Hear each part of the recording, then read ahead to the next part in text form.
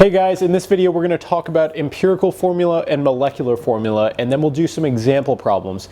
So I want to start out by defining these terms, and I actually want to start out with molecular formula.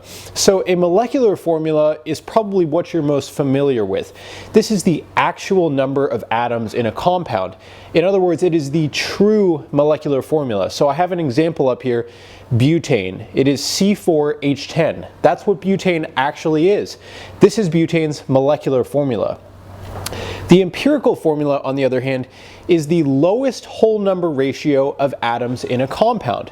So, for example, for butane, C4H10 would have a ratio of 4 carbons to 10 hydrogens, but we know that we can reduce that ratio to a lower whole number ratio, 2 to 5, right? 2 to 5 is a lower whole number ratio than 4 to 10, and it is the lowest, right? We can't go any lower than that.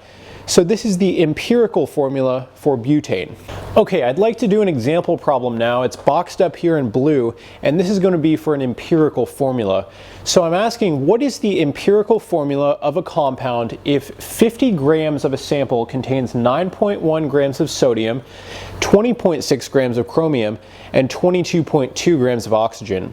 So for these empirical formula problems where you're given a sample in grams and then you're given its components in grams, there are 3 steps that you have to take. Step 1, I've already done this for us. You change to moles. So I took grams of sodium, grams of chromium, and grams of oxygen, and I changed each of them to moles. And I did this with a little conversion table here, and you can see that in each case I started at the top left with the amount that I was given, so you can see that there. And in the bottom right, I canceled out these units. So grams of sodium cancel with grams of sodium, grams of chromium cancel with grams of chromium, grams of oxygen cancel with grams of oxygen. And then you're left up here with the molar amounts that you want. And those are the units we end up in. So we'll end up doing 9.1 divided by 22.9, and you get 0.396 moles of sodium from 9.1 grams of sodium. You do the same thing for these two and you'll get their molar amounts. So that's step 1. We changed all the grams to moles. So step 2, we divide all the molar amounts by the lowest molar amount. So it sounds tricky, but all we're doing is saying, okay, the lowest molar amount out of these 3 is 0.396, right? We actually had that twice. So we're going to divide all of the molar amounts by that number. So divided by 0.396, divided by 0.396, divided by 0.396. So in this case, you'll get 1.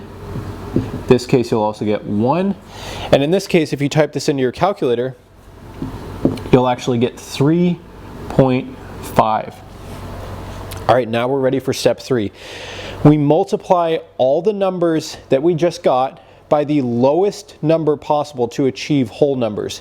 So if we already had all whole numbers, if we had 1, 1, and then a whole number, we'd be done. But we don't have all whole numbers. We have a 3.5 here. So what is the lowest number that I can multiply everything by here so that we have all whole numbers? Well, this 3.5, if I just multiply that by a 2, I can make that into a whole number, and that'll be 7. But again, if I have to multiply something by 2, I have to multiply everything by 2. So I have to multiply all the numbers by the lowest number to achieve all whole numbers. So it sounds tricky, but this is really all we're doing. We had to multiply this 3.5 by a 2 to get to a whole number. So now we have to multiply everything else by a 2.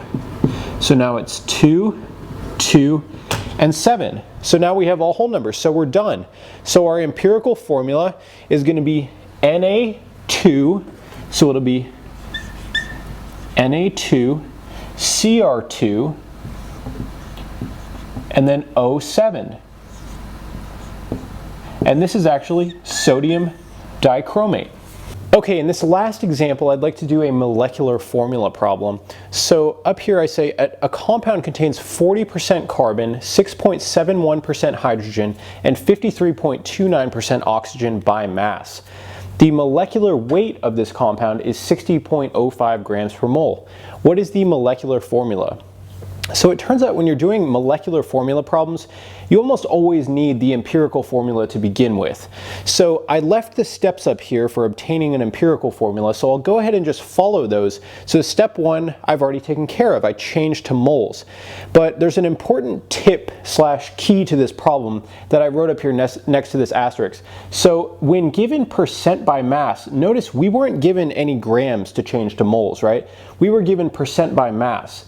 We have to assume a 100 gram sample, and that's going to make the calculations very easy. So just whenever you're given percent by mass in an empirical or molecular formula problem, just assume you have a 100 gram sample. And you'll see why. So notice how if we assume a 100 gram sample, 40% carbon means 40 grams of carbon, right? If we assume 100 gram sample, 6.71% hydrogen means 6.71 grams of hydrogen. And the same holds true for oxygen. So now we can change to moles as we did before, and I end up with 3.33 moles of carbon, 6.66 moles of hydrogen, and 3.33 moles of oxygen. So I'll move on to step 2, where I divide all of the molar amounts by the lowest mole amount. And as you can see, that was 3.33 that showed up here and here. So when I divide everything by 3.33, I get 1, 2, and 1. So that means that I don't even have to do step 3, right? I already have all my whole numbers. So 1, 2, and 1.